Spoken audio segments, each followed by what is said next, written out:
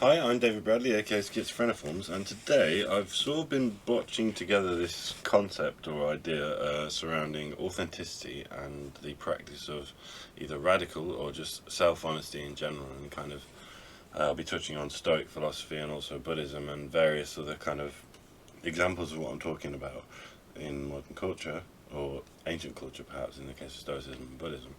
And I'm just going to sort of find my way through. I'll probably be a lot of like little cuts and everything where I'm either on topic or off topic, but it's just kind of a general ramble through the idea of like authenticity, what that means to me, and how more or less to be truly authentic you have to know yourself, and the only way to know yourself is to be completely honest with yourself about who you are and how you live your life and what you think and what you feel. So to start talking about this, I just wanted to mention something that I might include a link to this video as well. It was Darren Brown talking about happiness and stoicism, and it kind of ties into the authenticity thing. Is sort of like, basically he said something very specific, which I'll paraphrase, which is that everything outside your thoughts and actions is essentially fine. Like anything that's not either internal, like something you're generating or as a part of your own mind, or acting out as a consequence of the thoughts or internal processes, is essentially just as it should be, or as it could be, or as it is intended to be, or even less philosophically, like is just as it is, and thus there's no need to kind of fret or invest emotional energy into something that you sort of can't have any affect on. You can't influence, say, the gravity is a crude example. Like you can't make gravity not exist. So other than like learning to navigate around gravity, why bother kind of spending any time worrying or stressed out about the fact that gravity is a thing? Like, and that's a crude example, but and yeah, he also sort of said like the only thing you can control are your thoughts and actions. So your internal world. And we'll move on to why I think some of that's not quite right. But in this Stoic concept that he was talking about, it's like there's no point becoming stressed or worried or trying to influence events that are out of your hands. But what you can influence is your own thoughts, and then how you react to those thoughts, and then how you act upon those thoughts. So yeah, we're taking this Stoic concept, and then we're moving from the idea of kind of living in such a way as that you don't invest any emotional energy in things that are outside of your influence. And so in Darren Brown's video that he was talking about, he mentioned the only thing you can control are your thoughts and actions. And then so I've kind of gone further into that, but I'll kind of read a little bit from here. It's like, in fact, you cannot control your thoughts, and therefore, by proxy, you can't entirely control your actions.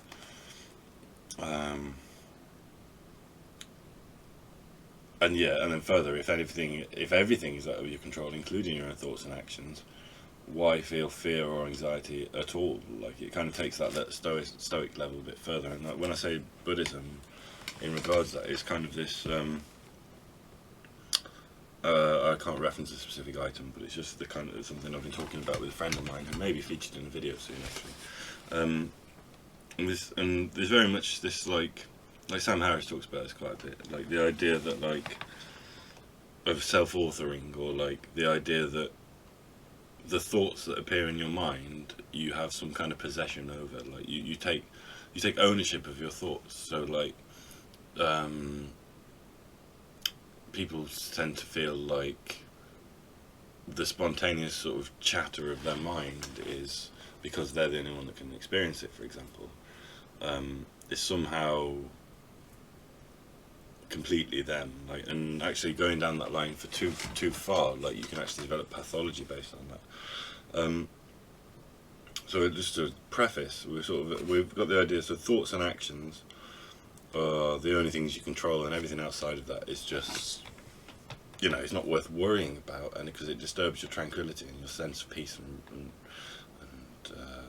ultimately it's an arbitrary action of self-destruction, because you can't determine things outside yourself that just spontaneously happen. You've got no control over them, so why worry about that? And then to take it kind of on the Buddhist avenue, we're sort of looking like, realistically, like, if you, this is something my friend Eddie put very well in a video that I'm probably either link or is on the channel anyway, or I might be able to link, it might be on from the Mind of a Mystic, but the point being that in order for you to be an owner of your thoughts, in order to be able to be the author of your thoughts or a creator of the thoughts that pop into your head, you would have to think those thoughts before they occur in your mind, aka you'd have to think the thoughts before you think them. And if you spend any time in self-reflection, or if you've ever practiced meditation, like, you'll realize how much of your mind is just automatic. Like, very quickly early into a meditation, especially if you're a beginner, you might, like, or it, you know, down the line, if you're very experienced with it, you start out, you're like, right, I'm going to quiet my thoughts and focus on my breath, and suddenly, like, something just pops into your head about, like, oh, when I was 4 I fell over and hurt my knee, and then that had a negative impact, or, you know, just some arbitrary nonsense that, like, you have very little, in fact, no control over it. You don't generate your thoughts; they spontaneously occur in your mind, and you've got no real ownership of them at all. Like, and I might link a video again here from Sam Harris about free will, but otherwise you can just go to YouTube and Google Sam Harris free will, and it'll kind of elucidate this very nicely. So what I'm saying here, so in my own very rambly way, is that not only do you have no control outside of things of your thoughts and actions, if you have limited or non-existent free will, you don't have any control over your thoughts. We kind of clearly elucidate that. I've tried to anyway. And then, so as a corresponding set, like, people take massive ownership over their action, ignoring the fact that nigh on every single thing you ever do is a preconditioned response based on environmental factors, conditioning, genetic factors. Everything you've ever experienced in your life kind of predetermines what your emotional response is to something, and then as a causation of your emotions, your thoughts, and then the causation of your thoughts into your actions. So ultimately, what is the point of being concerned or fretting or anxiety about near enough anything, is kind of my line of reasoning, in relation to the fact that ultimately you are not an arbiter in the world, you're not an agent, you're not controlling anything. It's not just your thoughts and actions, that outside your thoughts and actions that you have no control over. Like, you cannot choose your thoughts, therefore as a reaction to those thoughts, even though you appear to be a conscious agent, like, you've got no more control over that either than you do over the outside actions. So you can further expand that Stoic philosophy through these Buddhist meditation techniques. I should be back in a second. So what can we do in that frame? So we've established more or less, however clearly I've done that or not in the previous parts of the video, that basically there is no need to be concerned or outraged or stressed or worried about nigh on any aspect of your experience.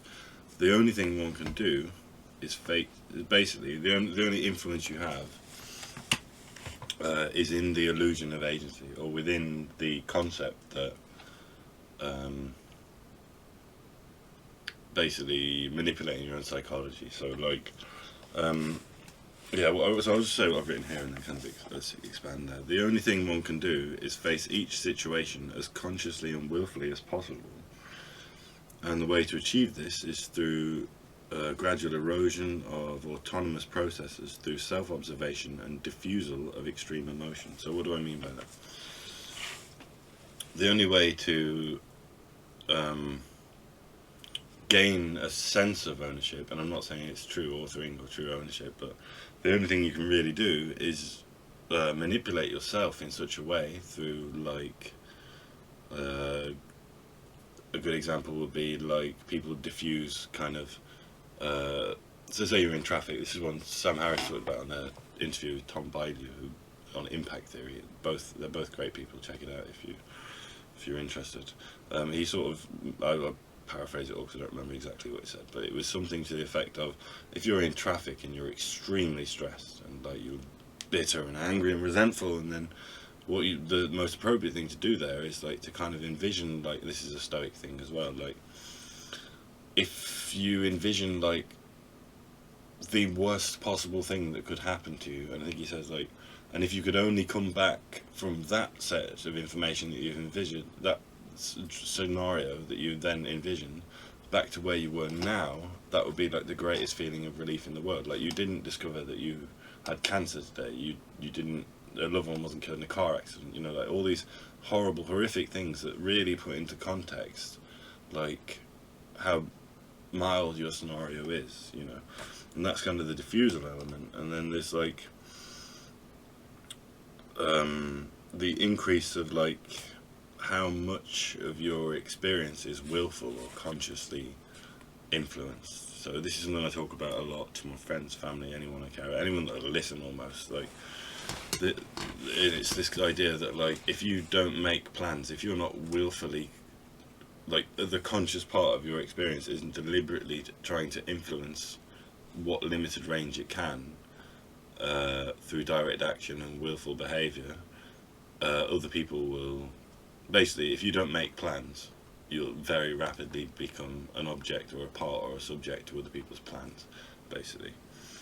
So it's kind of like about decreasing your autonomous behaviour, which can be done through meditation practices such as mindfulness, where you observe as honestly as you can, and this is kind of how we'll get into why that ties into self-honesty and authenticity, and it's like a progressive thing through the video. But yeah, it's basically this idea that like if you can withdraw significantly or draw back, and I talked about this in other videos, like you reduce yourself back to as objective a position as you can about your own behaviour, you can kind of more or less notice how much of you is automatic or preconditioned or out of your control, and then you kind of get an idea of like where the conscious experience you're having and then the reflections of yourself from a new position in your psyche can then act out in the world. Like, so for example, so like diffusal of extreme emotion I mentioned earlier, and self-observation, you might like you might stub your toe, and like that's such an immediate response of pain that you'd be like, oh, cursing people's names, so on and so forth, ranting, like but given a different mood or subset of emotion there, you might stub your toe and be like endure the pain, but rather than reside in it and allow it to like develop into a really unpleasant thing, which we'll talk about later in the video, you just kind of like, okay, that really hurt, like you say your ow, you scream, you shout, you maybe stamp your hand down, and then it's done with. Like, that's the appropriate response to a very triggered amount of pain or something. And that's an acute situation, but like I often find like this whole thing of being triggered, like it's a very big thing in psychology, and when people suffer from mental illness, you might have such an extreme reaction to an almost non sequitur, like an unarguable thing that, but like it's unavoidable, or it triggers a certain set of memories, and so on and so forth. Like, and the whole point of what I'm saying is that the only way to gain any non-autonomous behaviour, or to gain any authorship or ownership of your behaviour, is to kind of reduce yourself back and then act from that position of who you are out through the things that are available to you to influence, like your reaction to your thoughts. So you can't generate your thoughts, but we all sit in this position in our heads, which is potentially an illusion in the term of Buddhism, or in the case of Hinduism, like a truly subject experience, or like so various other things. Like, you reduce yourself back, you act from that position of observation, and like the thought, you might not be able to choose purple monkey dishwasher for popping into your head, but then you can choose what you do with that information through this meditative practice. So you gain or increase the sphere of influence from within yourself, and this can be enormously powerful, because although it's the idea that, for at least from a Buddhist perspective, the idea that there is no self, there is no subject, there's nothing going on behind the curtains, there's no one driving around in the head, it's more phenomenological than that. What you can do is withdraw yourself back as far as you can go, and then act from a place of serenity or calm or non-violence or peace or honesty, and then we'll tie into that later on. so that your reactions aren't instantaneous, basically.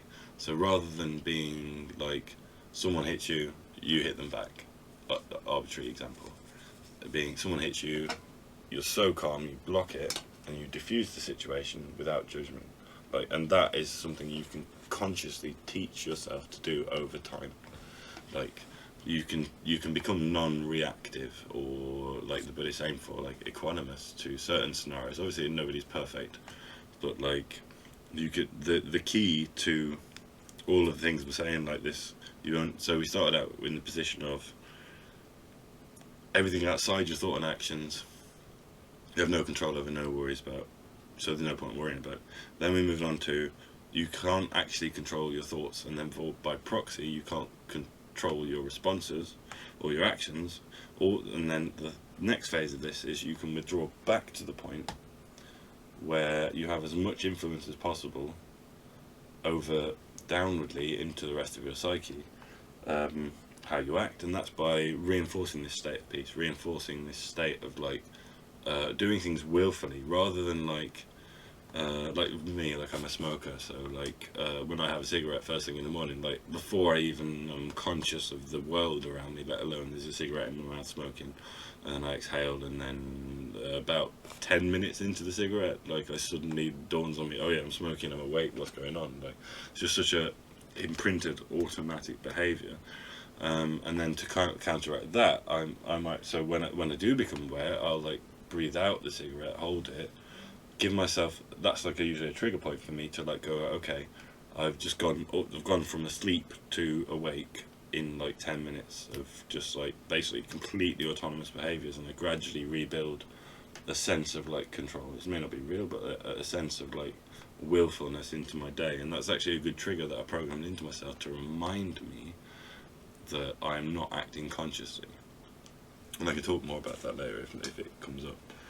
So that's just like the next phase we're at.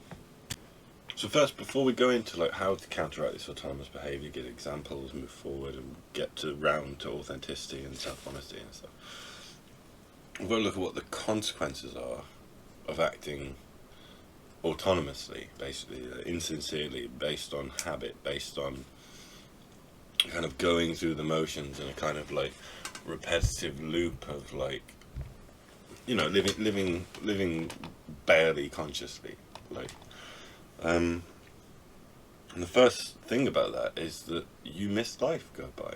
Like, have you ever, you know, you must have had a moment in your life, well, you may be watching this and thinking, like, what's this guy talking about? But like, you may have had a moment in your life where, like, all of a sudden you notice how beautiful the world is. People get it on psychedelics, people get it from smoking weed, people get it from just like spontaneous, you know, you go into the woods and all of a sudden there's like this subtle difference in the character of your experience. Like, or like when you're presented with a beautiful piece of art, for example, like there's so many in my house, and you really take, so like you might, for example, we got this painting of his, absolutely stunning, where is it there, which is my logo for this channel, and it's like, hold on, sorry about the noise on the camera, yeah, you might like see that, I see that every day, like every single day, but every now and again when I'm in the right mood or the right state or the right moment, like I will see it and be like, there is so much beauty and detail in that painting, and like it's there all the time, like but I'm immune to it unless I'm in the right frame of mind. Like, then you could apply this further and further and further into areas of your life, like me with the automatic smoking of a cigarette. Like, it's like bang, boom, boom, gone, like before I'm even aware it's happening. Like, and that gives me an addiction, because I can't seem to influence that autonomous behaviour now, because it's so ingrained. Like, that's why it's so hard to quit smoking, or so hard to quit like doing things that you've always done. Like, so yeah, that could be something like, to give a more visceral example, like your behaviour in an argument, right? Say you have a troubled relationship with like your parents or a friend, or like a work colleague is a great example. Like, and they just trigger this response, like, and it's been going on, this feud almost has been going on for so long, and like they trigger you, you trigger them, they trigger you, you trigger them, and there's never a moment of like putting it aside And you can be drawn out into these long, arduous situations for years on end, like until you just like interject in that process. And one of the ways to do that is through meditative or like self-inquiry based processes. So like this is how we tie into honesty and like authenticity. And we can come to authenticity a bit more in a bit, but this honesty, it kind of ties in so specifically with authenticity because like we know that like anyone who behaves flagrantly or blatantly insincerely is like they just look awful. Like the level at which someone is deceptive and it's transparent, like if you're really good at deceiving people, that's even, you know, even to be good at deceiving people you have to appear sincere. Like, and the more transparent the insincerity, the more we're offended by it, the more like it disgusts us and disinterests, and we reject that like naturally as like a cohesive social species because it breeds mistrust. Like someone is completely insincere, you've no reason to trust that person, and you probably shouldn't as well. So through this, well, I'll get to what I'm getting to, but through this process of observing the self, then naturally comes a certain degree. You have to be honest with yourself, like, you know, and that in general, to survive in a socially cohesive, socially dependent world, which we all do, every single human being, every animal, every plant, everything in the whole biosphere has to coexist. So even predator or prey, there has to be some degree of cohesion and some degree of authenticity to your experience. And actually, like, authenticity or lack thereof is the key to most relationships, aka trust. Like, if you know someone's a liar, pathological liar, they've demonstrated with other people, but for some reason they seem to be honest with you, that just shows that there's probably thousands of people, or hundreds or tens, or a number of people that they basically put the same mirage to. Like, you know, you can't trust someone who is honest with you but then lies with everyone else to be honest with behind your back. Like, it's implicit. Like, I mean, as a society, we're repulsed by a lack of authenticity. So that's just kind of the authenticity spiel there. But like, the way to become more authentic, it requires, like, basically, yeah, it all starts with honest observation, and you have to ask yourself certain questions, and like, not just like ask the universe about like, how is this? No, you sit down and like, you might have to write this down, like, and think about it, like, really put some effort into answering these questions, which is like, who am I? What am I really thinking? You know, where am I speaking from? And I'll go into each of these. And like, what's my hidden agenda? So like, who am I is just being honest with yourself about like, you know, how do you really feel in any given scenario? What do you really think? Like, a lot of people aren't actually aware of that. Like, it's either a background chatter or just they're just completely tuned out of their own experience and aren't aware of how much they're judging themselves and others. Like, it's the first thing you get when you start practicing mindfulness meditation, and like, especially in like the concept of mindfulness-based cognitive behavioral therapy, it becomes apparent, especially for something like depression, that your internal chatter is just a constant, mundane, boring, judgmental torrent of abuse, like, at everyone and everything, especially yourself, and it's worst with yourself.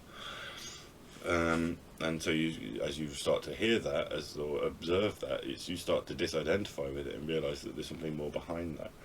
And then once you know who you are, which is the thing observing, you just be able to influence that kind of narrative over time. And that's one of the ways mindfulness works, mindfulness-based cognitive behavioral therapy and mindfulness-based living, you know, can be of benefit. And then, what am I really thinking, for example? There's multiple levels to this. So you might have like I know from my own psyche, because I've gone into so much levels of observation, that like, I look at myself in the mirror and I either go, you look great, or you look fucking horrible. But there's a judgment, an instant judgment. Now, do I identify with that judgment? No. but it doesn't mean there's not a capacity of my psyche to make these snap judgments. But what I do is don't deny, or what I do is not deny the fact that that's my instant response, like, and I observe that separately. And when you start to do that, you start to navigate, like, what is it that I'm really thinking? Because that snap judgment that happens autonomously, that's a conditioned response based on your life and your behaviour. But the more you separate yourself from that, the more you start to be able to see, like, the thoughts that you dwell in more, or that you posit yourself, you position yourself to a thought of, like, I kind of sit at the position of, like, I look at someone in the street and I'm like, oh, they're hot, or they're disgusting, or whatever judgment, whatever awful base level autonomous process goes on there. And then the bit that I relate to is the one that responds to that internally. So I'm not, you can go further back from that, but I basically feel like there's a position where I sit, and you can kind of move that position, but there's a position where I sit as the observer of the judgments and impulse-based autonomous thoughts I have. And that's like a kind of a subject that exists, like, and you can present that to anyone, they might be able to do it. So the more you practice that, the more you're able to realize, like, what am I actually thinking, like, in any given scenario. So, like, now I'm talking, so my speech is my direct focus, but if I was to stop and pause and think about it, and, like, even now, because I'm talking about it, like, there's this displacement of, like, I'm aware of what I'm thinking while I'm thinking it, about what I'm saying while I'm saying it, like, then you kind of get to reposit and reposition yourself, the more flexible your psyche becomes, and then you can sort of answer this question, which is, where am I speaking from? I don't mean in any, like, oh, you speak from the heart or the head, or this is very good reasons that people say those phrases. But, like, the position that I'm speaking from is something very literal for me. Is like, so, like, in my hallucinations, I might have, I won't go into personal details about that, actually, but, like, in my hallucinations, I might sit in a different part of my psyche, like when I'm slightly dissociated and really peaceful and meditative, I'm back here, for example. And just things like that is, like, not just where am I speaking from, but what capacity of my identity is functioning in any given moment to generate A, the original thoughts, and B, the thoughts that I respond to those thoughts with. And all of these things are profoundly useful in terms of determining, like, what your authentic response is, because you could go right down to the beginning and identify as those judgments, which most people do, the snap judgments, like, that's my thoughts, that's who I am, that's how I identify. You can step back from that and be like, I'm the observer of these judgments, and then you can go, I'm the observer of the observation of these judgments, and that can meticulously go back layer by layer until you're completely immersed in or like the equanimous, as the Buddhists say, or the kind of a professional distance, let's say, from your entire own experience, when you go down that, you can't deny, like, say I said earlier, like, what are my hidden agendas? Like, to be objective and not react at all, you need to be honest with yourself about what you're doing. It frees up loads of space, and the way to do that is to stop holding the reins too tightly. And, like I said in another video, like, have the Teflon mind. Like, a thought occurs, observe it, don't try and get rid of it, don't try and attach to it if it's good, or reject it if it's bad, and just let the thought come. And, like, that's not only really trippy but powerful. And then you start to go into this self-inquiry and this identity issue, and, like, what am I really thinking, naturally leads to, like, what am I not allowing myself to think that I do actually know? And you start getting into the repressed unconscious, which is basically information that, like, you do know or did know, but you've repressed your knowledge of that information. Thus, it appears to your conscious mind that you're not thinking that, but it's in the background of your subconscious, or in this case the repressed unconscious. That data is still there, it's still acting, you're still behaving in that way, you're just denying it so heavily that it ceases to be something you can access. And when you start being honest with yourself, really, just these self-observations, like, it can be quite destructive and terrifying, but it's useful and profoundly important. But you start to realise what your hidden agendas are. Like, a good example is, like, I've been out to the pub with mates, and they're, like, they look really attracted to a woman, and, like, they might, like, totally be trying to get, all they care about, like, sincerely, is having sex with the woman. or like this can be women towards men as well. It's not gender specific. It's just like when you're on a mission to sleep with someone, and that's all you really give a fuck about, literally in any real sense. Like, and I was a single man once. I know what that's like, but like you guise it, and you're so like, and like people sense that straight away, and they're repulsed. Like, if you were just straight up like in a position where you could say, "I'm blown away by how beautiful you are," you obviously don't go like, I really want to have sex with you," but you could be honest in yourself about what your agenda is, and then not only does that make you more effective, it also makes you less disingenuous, because when the time comes to that person, you're not gonna be like, "Oh, I just want to be your friend and support you because you have an emotionally invalid time," like the bullshit like pickup artist nonsense. Like, if you know what you're really thinking and sincere about it, you get a way better reaction because people aren't suspicious of you.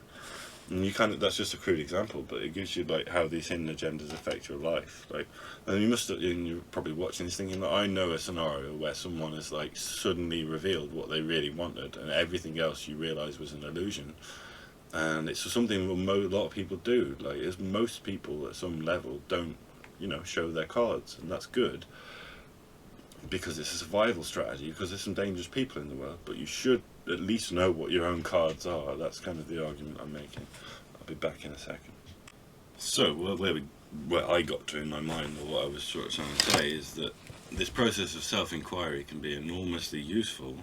These sincere questions can be enormously useful only under the model, is what we're in here, of sincere and honest observation. So, like, if it's like, I'll give you a good example. Jordan Peterson talked about this. I don't like necessarily reference him. He does say some very interesting things, but it was something like a quote from him, which was like, if you are weak and pacifistic, that is not the same. That's not pacifism. That's just weakness. So if you don't have any ability to be evil and you're not evil, that's redundant. Like, it's almost like that's kind of like a, if you don't have the capacity for evil and then choose not to do it, then there's no moral like aspect being taken there. Whereas if you're extremely powerful and have the capacity for great evil and then still do the right thing, that is an enormously empowered state. Come in, it's cool. So yeah, and so to not exclude anything is incredibly important. So like, a lot of people have this with like in the kind of the Jungian shadow, where like they'll be in denial about their capacity for evil, and that rapidly diminishes A, their sincerity, B, their knowledge of themselves, and C, their capacity to act for the force of good. Because so like if one can be completely honest in themselves, so much more progress is made. And that's sort of like, so there's a whole series of writing here, but it's basically the gist that like not having an ability and then not using that ability that you don't have is almost, do you see what I mean? It's like almost like a ridiculous statement to make. Whereas and you have to apply this to this self-inquiry. It's like, if you go like, so I'm honestly observing, and I see that I have some tendencies towards, like, because everyone does, a tendency towards aggression in situations where I'm not getting my own way, or an annoyance, or like an irritability when I'm tired, or all these arbitrary things. And it's like, if you don't honestly observe all of your capacity, you may be missing out, A, on the whole picture, and B, you don't have the whole picture. You don't have a true concept about yourself, and if you don't have a true concept about yourself, how can you establish that you know anything about yourself, have any identity at all that is non-fictional? Like, I talked about this in the interview with Martin. It's sort of like Merck, sorry, it's on my channel, previously released. The idea that like, like if you don't know what your capacity is, hold on, I'll be back in a sec. I put myself together and I kind of figured out what I was trying to say. Basically, if you don't have a true vision of who you are, you can't act in such a way as to be benevolent or malevolent. You can't really act at all with authenticity or at the level of kind of, so like if you've never been in a fight before, but and I've seen people like this, like, and they're convinced that they're really strong and powerful fighters, and then they get knocked out straight away because they actually have no experience. And that's kind of the key point, is like, if you're not honest with yourself in your self-inquiry, like, you don't know the depths to which you go or the heights to which you can go, you're going to be permanently disingenuous and facile and kind of like easily dismissed in terms of power and ability or strength or authenticity, because people sense that you don't have any capacity for the things that you profess to have based on like your current identity. And this is why this self-inquiry process can be enormously elucidating. So the next thing written here is like, so in regards to progress and like can being completely honest, like I'm not saying that, like, I'm not advocating for thoughtless avoidance of responsibility or avoiding being tactful or talking bullshit in this kind of like tell it like it is way, but like, and this, when I wrote this, I was more talking about the honesty side of things externally. But like, if you're not even honest with yourself, like, people find it disgusting. Basically, as I mentioned earlier, it's a repulsive quality to someone if they're disingenuous all the time, like, and it doesn't breed the desire to have a relationship with them. And a lot of people go too far, so they'll just say like any fucking thing that comes into their head. Like, they're just like, I had an ex who would just be like, I tell it like it is, and blah blah blah blah blah, and I'm just like, and she just got in so many arguments because she didn't realise that she wasn't being honest, she was being tactless and offensive under the guise of honesty. Like, obviously that annoyed me, but she's an ex or whatever, I don't really care talking about it. But there's a huge difference between like tactful, respectful honesty, and then we're taking the leap from internal here, of like being honest with yourself, to like, if you're honest with yourself, and let me fill in the gap there, if you're honest with yourself, you naturally become more genuine around other people, because you can't tolerate, almost, there's like your conscience kicks in and you cannot tolerate your own bullshit anymore. Like, if you know that, like, I don't know, you hate someone, you sincerely hold hate for someone, you spent all this time pretending and pretending and pretending, and then you're honest with yourself, like, what do I really feel about this person? Like, I fucking hate them, like, I cannot stand that person. And then you can make an honest action. You can say to that person, look, I hate you, I don't want you in my life, like, leave me alone. Like, and it gives you courage. And also in like loving someone, like, so many people that have gone on unrequited love stories not knowing that the other person truly loved them, because they're like faking their way through it, like, and like, had they only been honest in the scenario, they might have, that honesty would have been powerful. Like, it's not just that being dishonest rejects people, but being honest attracts people, like, and that's also incredibly important. But the important thing here is basically not to deceive yourself, and then your conscience may kick in and it might change your life, and it may change the way you look at yourself, and thus to be genuine and honest with yourself and non-disingenuous internally with like your heart or your head or your mind or how you feel you should be, like, you then naturally spread out into your life this authenticity, this genuity that is like really, really valuable. and the other thing I've written here is like, when you do that, and this is my own experience, like, the more you don't have to prevent yourself from thinking something or deny the fact you feel about something, the more you remove these blocks in your own psyche that prevent you from knowing yourself, the more you really do get to know yourself. This comes back to what I was saying earlier about like a capacity for violence, like, is a really good example, and I go into that in a minute on the other side of this page. But like what I said about the kind of being good because you don't have the power to be evil isn't being good. Having a great capacity for evil and choosing to be good, now that's like a heroic thing, like, and it's powerful and it gives you strength and so on and so forth, but we'll come back to that. But knowing yourself is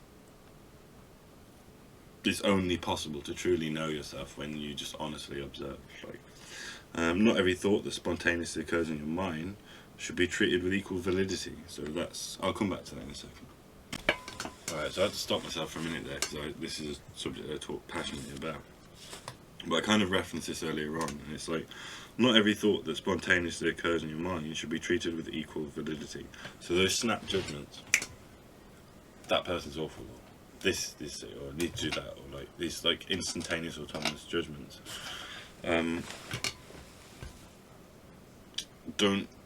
aren't necessarily indicative of your identity. They're indicative of your conditioning, but they're not indicative of who you really are, and you can position yourself in a different place so as to be more like genuine to your own character, like at the position you hold yourself in, and nor should you invest too much emotion in proclaiming to identify with one position or the other.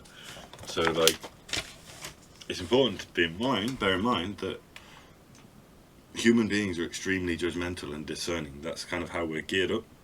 Anyone that thinks they're not either isn't paying enough close enough attention or has spent like several years in a monastery, you know. And it's so you can position yourself as the thinker of thoughts, right? That's the normal space people exist in. Like, they think, I think therefore I am, the Descartes kind of thing. Like, I am the thinker of my thoughts, therefore I identify with that. You can also withdraw back to that to be the observer of your thoughts, not the thinker of them, and that can give an enormous peace. You can also go back to be the observer of your thoughts, and realise that you have no real ownership, and that can be incredibly peaceful.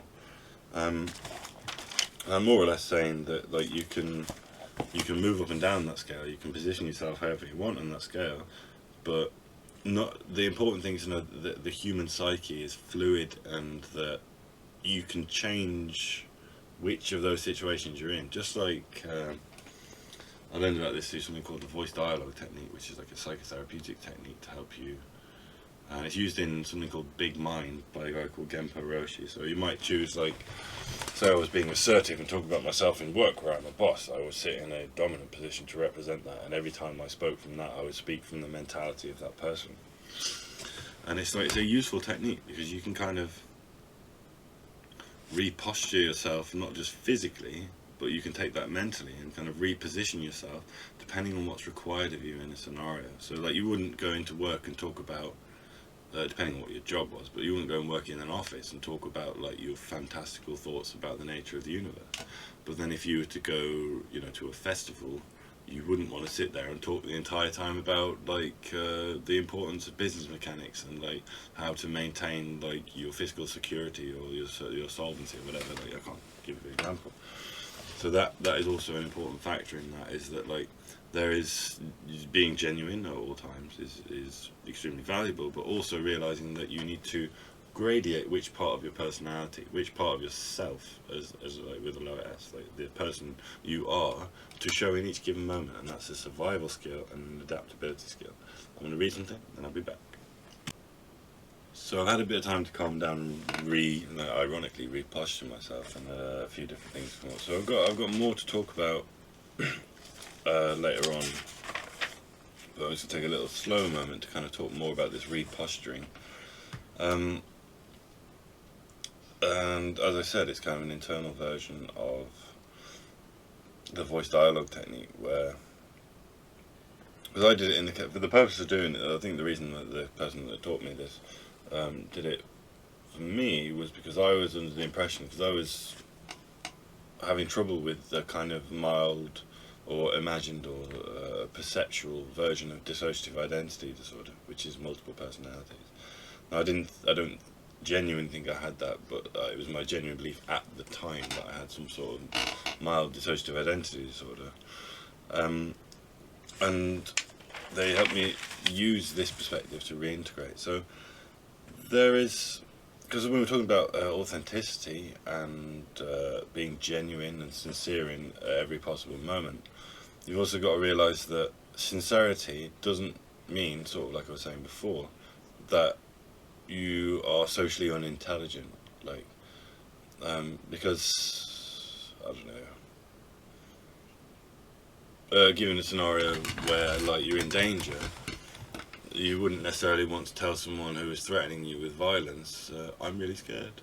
Like, you know, like, Or like if you're at work and you're trying to get a job, um, or like you're at a job interview, for example, and you tell that person in the job interview that like I'm really insecure and I don't really think I'm qualified for this job and I'm stretching a bit. Do you know what I mean? Like you don't need to be pathologically honest to be sincere.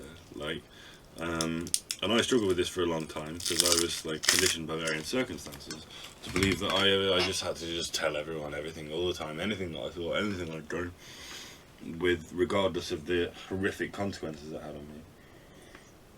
So you can be sincere, but you can also posture. You can choose which side of yourself to display based on tact, based on logic, based on emotion, based on the most viable and useful and progressive part of your character at the time. But there's also it's just quite important to realise that all humans have a form of multiple personality. All all people, like for example, say you're at work and the example I gave earlier, like you wouldn't go into work colleagues and unless the situation was called for it. You just talk about work. Like you talk about what's relevant. You put on like a mask or a camouflage of the person you're required to be in, say, a retail environment. Like there's no need to tell the people you're serving food to, for example, that you're currently thinking about whatever you're thinking about. You just go, here's your food. Thank you very much. What a pleasure to have you here today. Oh, you're looking well. You know, the usual spiel. Like, and it would be socially malfunctional to do that in any other way. Like, do you know what I mean? And so I just kind of wanted to go into that posturing a little bit, and also the posturing in terms of like your actual physical activity and behaviour and how people perceive you is one thing, but that you can also internally posture dependent on the scenario. And I think this is something I've come up with, but like I'm sure many people are aware of it, but putting it this way is my kind of thing. Like, so like deep in meditation, like I don't want to be in the beta wave or I don't want to be drunk while I'm meditating, for example, or I don't want to be like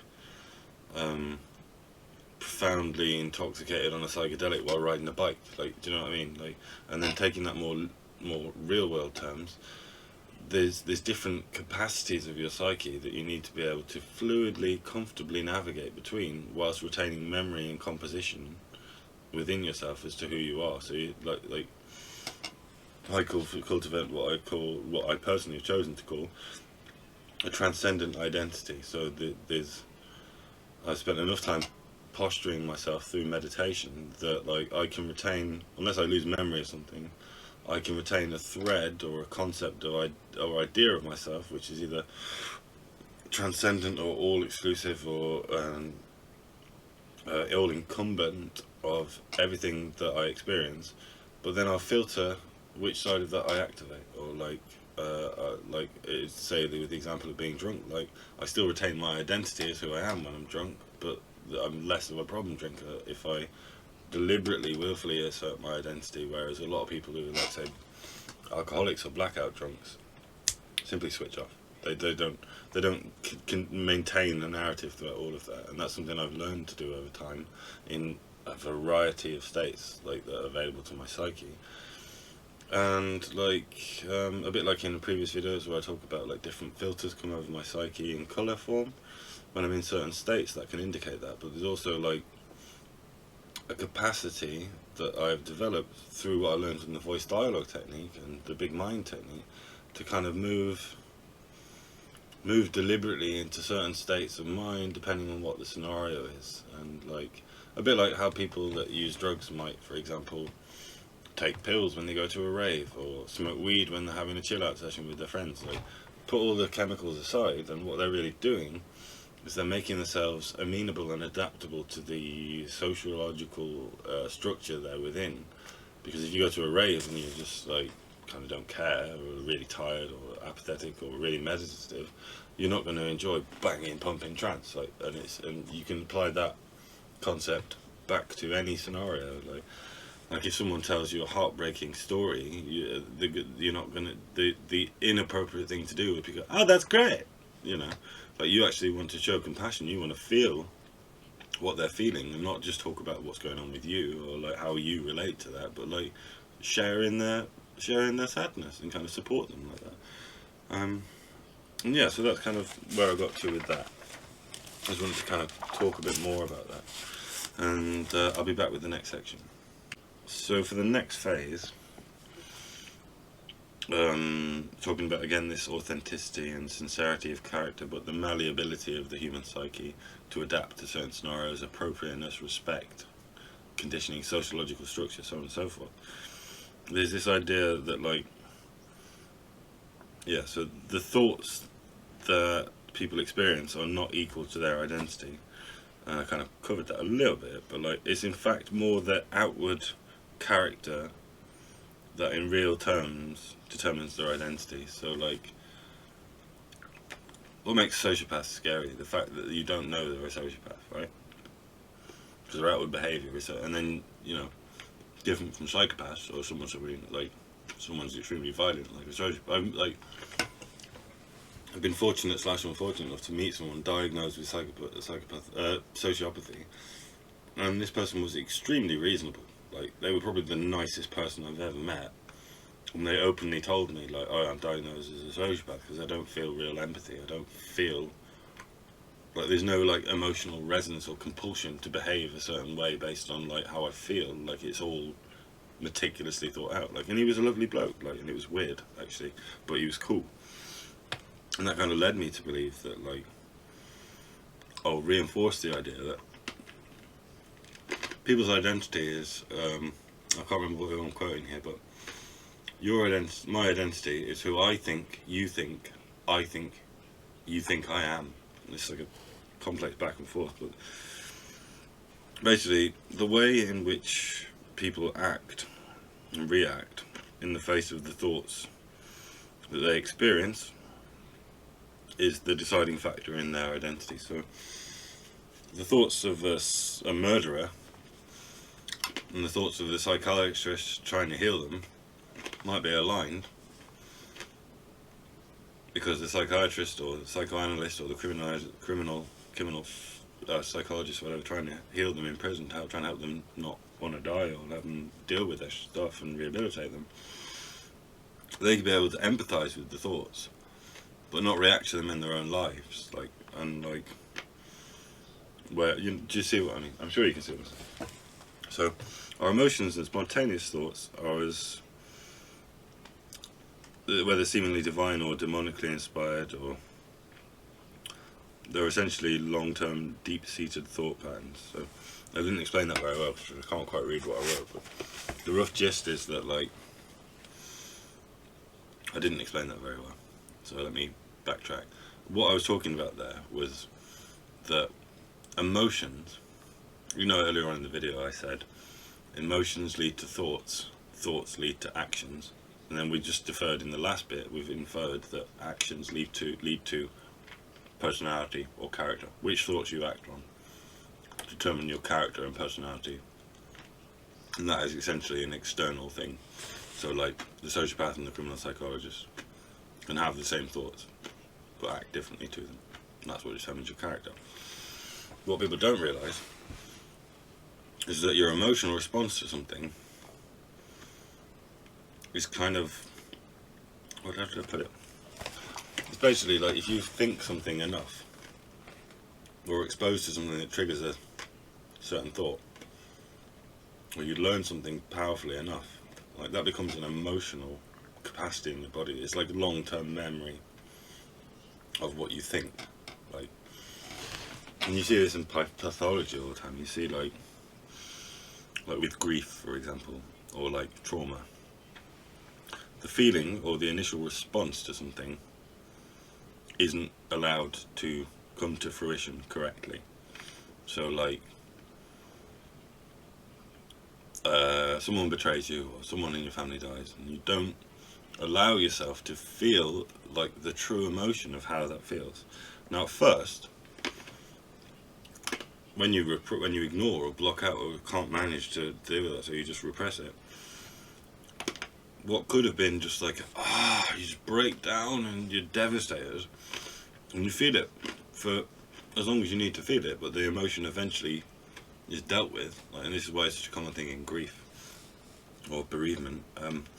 then that general like feeling of just heartbreak becomes a mood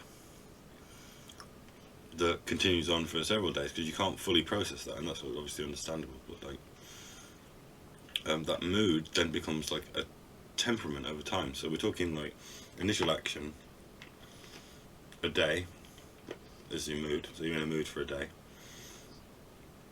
Temperament becomes like, it's like, say that goes on to like a month or something, that becomes a temperament, that becomes something, a disposition of your character after that length of time. And then if it goes on for like a year, that becomes a personality trait. And then if you continue not to process that emotion, and it draws out so long that it actually becomes your identity, you embody it. And when I say embody, I mean physically as well. Like with those said here, discuss neuropeptides and physical feedback system for emotion and addiction to emotions. And that's exactly what I'm talking about.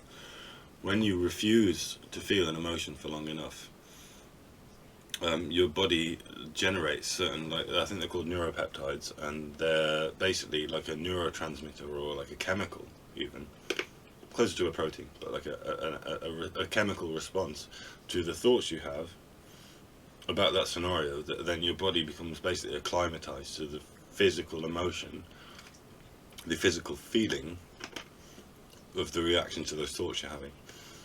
And so not only do you think, oh god, I'm so depressed, my arbitrary whatever scenario happens, but you've conditioned your body to crave that. Like in the same way with like cigarettes, you get like a nicotine receptor increased when you smoke, until the point where you're addicted, and thus cigarettes bring you pleasure or de-stress or whatever.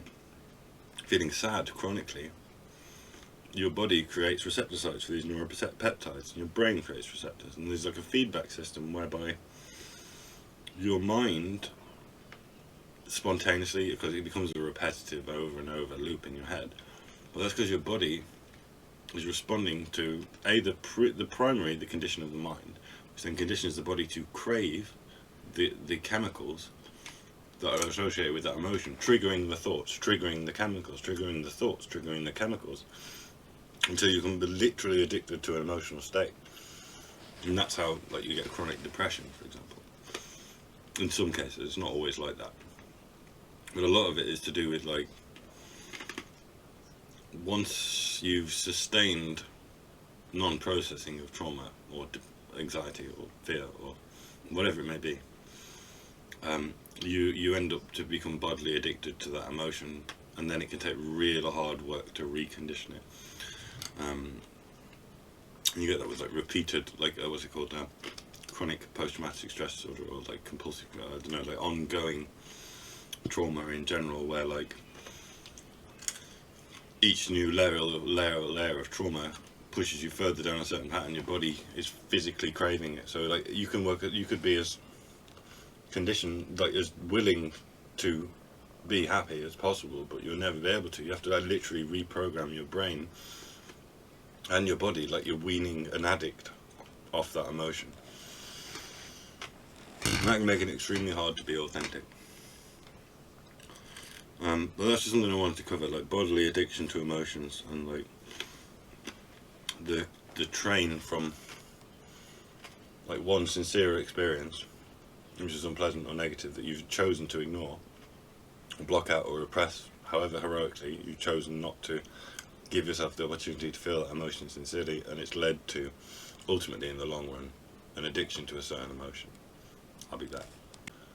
So just to kind of wrap up where I was going, that I've written a little note here, and it just basically says that there's a counteractive to that state, and hopefully throughout this video you can see kind of the chronology of what I'm trying to get at, but my kind of conclusion of everything I've said is like that sincere self-inquiry can heal trauma, which leads to greater authenticity and a greater capacity for enduring happiness.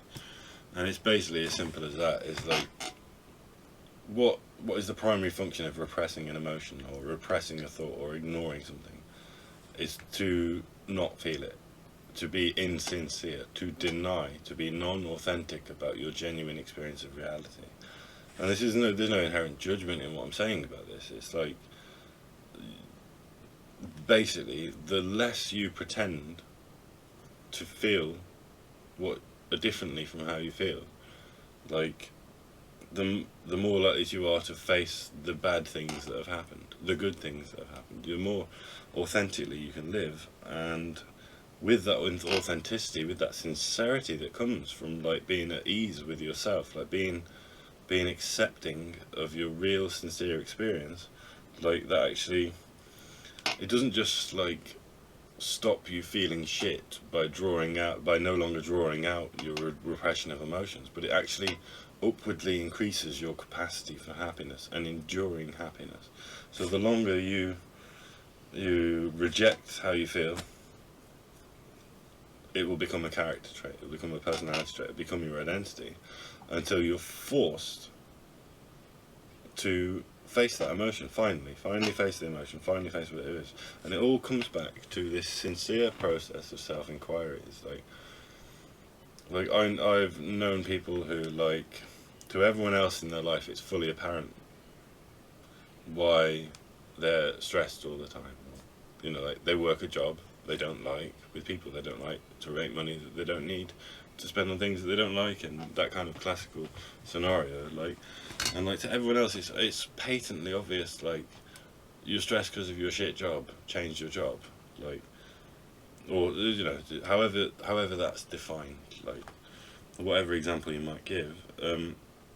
My basic conclusion is that with sincerity of emotion, clarity, careful posturing of who you identify as, or what aspect of yourself you identify as in certain situations, but with this air of intellectual, rigorous, radical self-honesty with yourself, like really looking at like what is the worst part of you and learning to accept that without judgment, can be A, empowering, B, it massively increase your capacity for good and happiness and well-being, but also just induce such a state of peace, because you're no longer going like, oh, I'm not like that, honest, and then actually, like, you are pretty evil. Like, everyone is evil at some level, and if they're not evil, then they're powerless. Like, and being good because you don't have the capacity to do bad isn't being good. That's like saying, like, like this whole thing that always annoys me with the Christian mythos is the idea that you get rewarded for going to heaven for being good, thus you do good things because of the reward of heaven or the fear of hell. It's like, but then you're not doing good things, you're just acting out of fear, and it's a loop of, it's a logic hole, like it's a loophole in logic, like it doesn't make any sense. So that's kind of the end of my, assuming you've watched all of it and got this far, thank you very much. Hope it made sense. Lots of caffeine was involved in the making of this production. Don't worry, I'm not going to die of a heart attack, fingers crossed. But yeah, it's something I feel very passionately about, needed to speak at length. I probably will make like a, don't hold me to this, but I may make a concise version of this in the form of like a presentation or something like that about this topic, but I needed to get it down as one solid rant so I can dissect it and then build. But the basic summary is, the greater level of honesty, which can be caused through genuine self-inquiry and self-observation, that you can experience, leads to greater well-being, greater satisfaction, a massive loss in the need to be resistant to your own existence, and ultimately can cure depression, can cure chronic post-traumatic stress disorder in some cases. Like, and there's also loads of other ways, like, for example, like, not only removing and training yourself out of the depressive state, but experiencing highs. That's why things like ecstasy, MDMA, is used for treating post-traumatic stress disorder and depression, magic mushrooms, ketamine, all that kind of stuff. Taking yourself out of a scenario, so not only can you get to the point where, like, you are not suffering from depression, but that you can actually remodel your whole psyche, reprogram the neural pathways in your brain through positive affectations and processes. And that this is enormously helpful. This is why I'm speaking so passionately and slightly incoherently about it, is because at the end of the day, the cure for the majority of the things wrong in our world and society, in my own life, in millions of people's lives, is sincerity, or lack thereof. Like, thank you for watching. I've been David Bradley, schizophrenic films. See you later. Peace.